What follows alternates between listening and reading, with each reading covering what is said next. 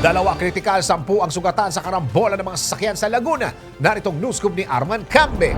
Dalawang nasa critical na kondisyon, samantalang mahigit sa 10 kataong na grabe na sugatan na magkabangga ng isang pampaserong jeep at isang Innova Toyota sa bahagi ng Victoria, Calauan, Laguna Road, dakong ikapito kagabi.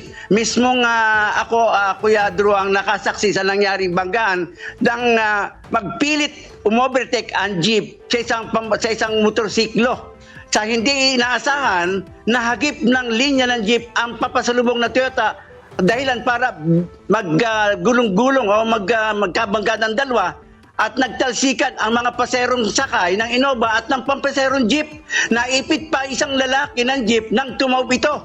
Sa tulong ng mga tao dahil nagkakagulo na ang mga pasero na duguan, pinilit ng mga tao na maalis ang pagkakadagan, ang lalaki sa jeep. At ito ngayon ang naging sani kung bakit halos ng pasahero ng dalawang sasakyan ay naisugod sa Laguna Provincial Hospital at sa Bay Community Hospital sa Bay, Laguna. Sa ngayon, kinukuha pa ng mga kapulisan ang pangalan ng driver ng Innova Toyota at ng pampaserong jeep dahil sa kabiglaan ay hindi na nakuha ng mga pulis na makuha ang mga detalye ng nasabing insidente.